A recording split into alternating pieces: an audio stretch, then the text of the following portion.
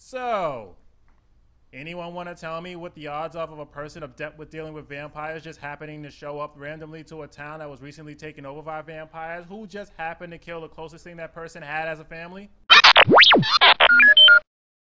Wes Helsing here asks Rayne to team up with him, which she classically declines. Your fly's open. So, is that a yes? When she gets into town, the newly turned sheriff and two henchmen are berating the fact that she's a woman, which she ignores. Mind you, she's walking around with two giant swords on her back, and yet they still have the attitude of, she's just a woman, nothing to be suspicious about. She makes her way to the bar where one of the vampires just finished telling a story about gunning down someone. Of course, because she's a woman, this means Quick Draw McDouche has to make a move on her. Yeah.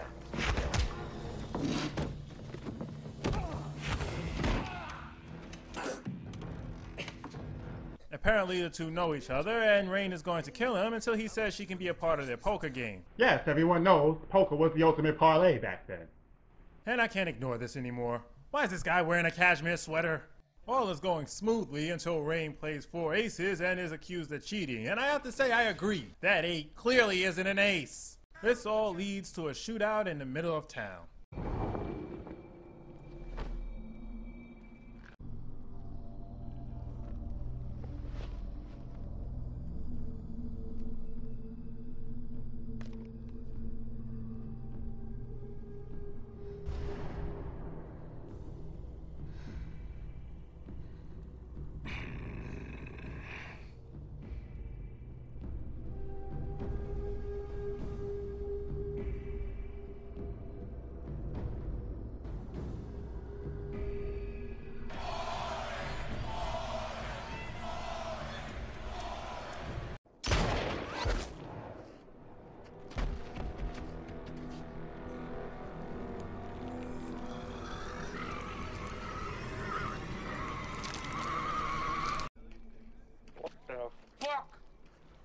A bad reaction to some bullets and some holy water and some garlic.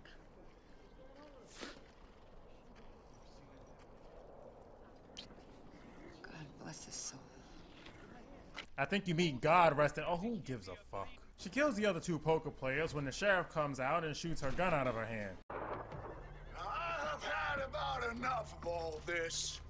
Reskin those pistols, gentlemen. Did the cameraman randomly pull out a gun? Because he's the only one in that direction. They decide they're gonna hang her at high midnight. We won't even go into why that statement is so fucking stupid. And when she starts to fight back, the sheriff clobbers her on the back of the head with his shotgun. Still the worst vampire ever. While in prison, Gecko Shit comes in to interview her for his paper, and they meet a guy who was also locked up, who was a part of Brimstone. The whole time they're talking, there's this gag where Gecko Shit would write down notes and the Brimstone guy would snatch them and tear them up because that's just so funny. Using Gecko Shit's glasses to pick Rayne's shackles, Brimstone guy says Billy is building an army of vampire and explains the rules of vampire turning to Gecko Shit. Vampire bites a man, he'll turn into a vampire himself. Unless they rip his throat out in the process.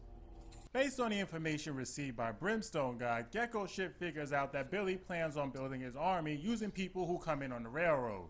I figure he'll start here, he'll build his army, and then he'll go out west, growing stronger as he goes. But until the rail service begins, he needs to keep things looking normal, so that's why he took all those kids hostage. You really expect me to believe that he figured that out when he isn't even smart enough to take a step back from the cell bars to keep his fucking papers from being torn up?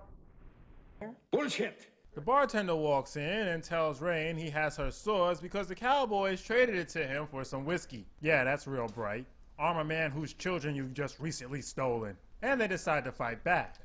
They don't actually come up with a plan or anything, but I guess it's the thought that counts. Showtime!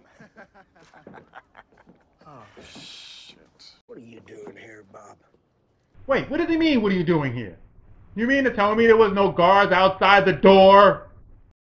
I'm surrounded by idiots. They take Exposition Man to be hanged, and we get to see Billy gnaw on a child's neck because Uwe thinks killing a child makes the movie darker, thus making it better. Right. No, I'd put her back if I was you.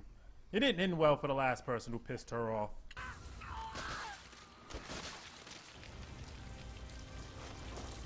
After hanging Exposition Guy, they go to hang Rayne, who manages to escape thanks to her shackles not really being on and help from the bartender.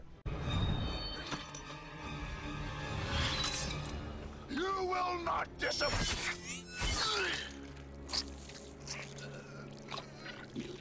After killing Sheriff Yosemite Sam, she dives into the nearby swamp. What?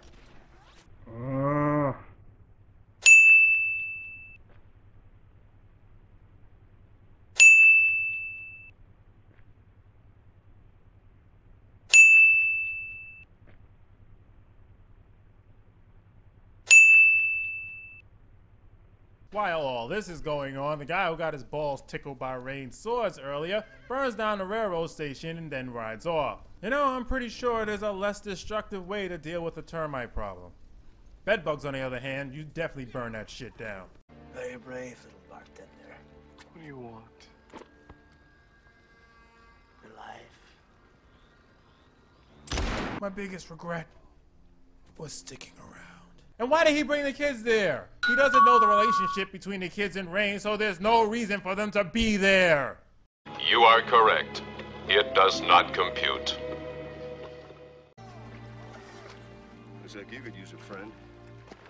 Ain't no goddamn railroad in Deliverance. I just burnt down a railroad station.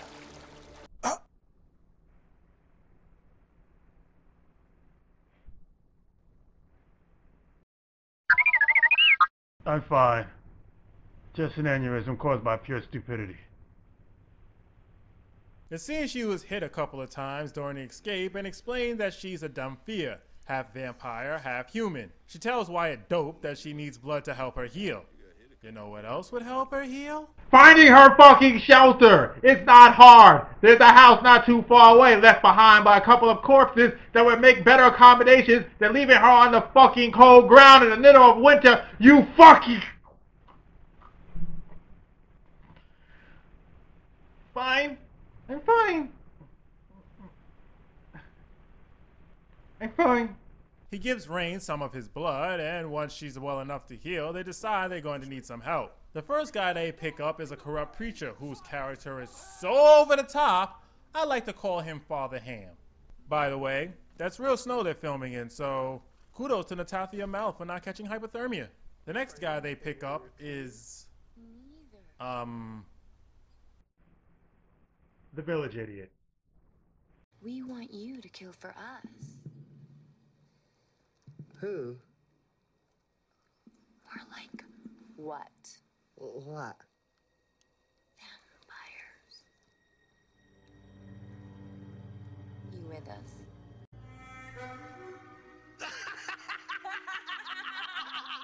Yeah!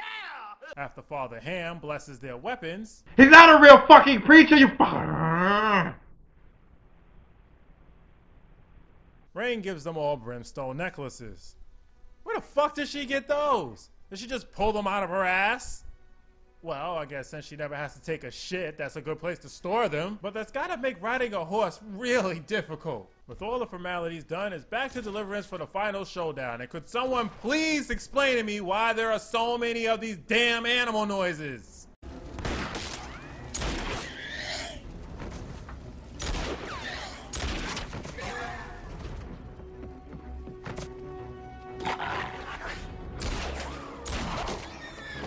All I hear is pigs and horses. It sounds like they filmed this in a fucking slaughterhouse. Billy leaves a rope hanging trap for Rayne, which is actually pretty clever thinking. But what's really important is that that kid right there is the best actor out of all the people in this movie. Look at him. He's got the twirl going on with the twitching and the eye bulging.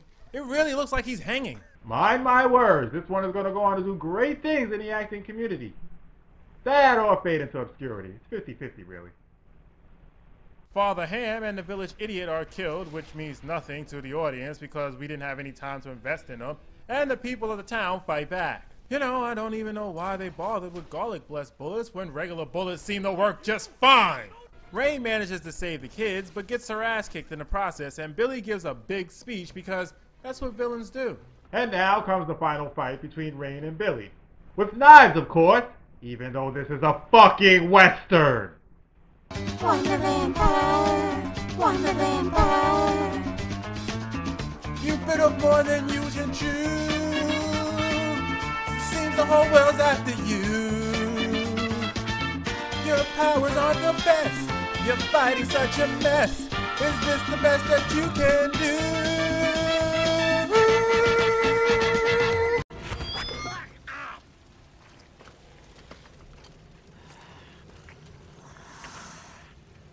Big speech, small guns. You overcompensating for something?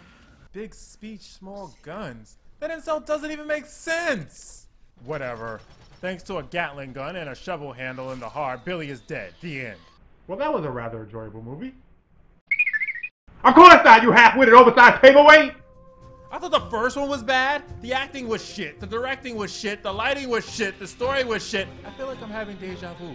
The editing was shit. The premise was shit. Even the fucking weather was shit. Here's a free tip, asshole. Don't shoot your fucking Western in Vancouver in the middle of the goddamn winter next to a fucking swamp.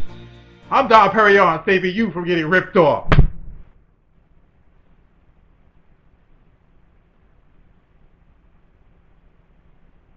I would get up and walk away, but I've seen some going blind.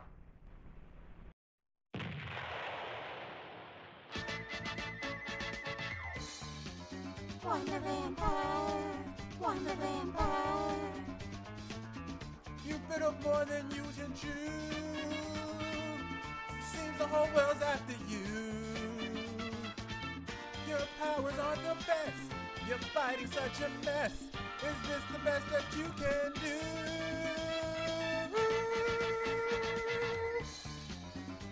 Wonder Vampire, Wonder Vampire. You seem to be very weak, and your blades look real cheap. You're useless in the fight. Your friends don't last a night, but at least you got big boobs.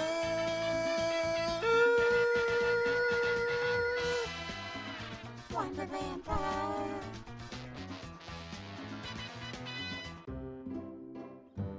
Is it over?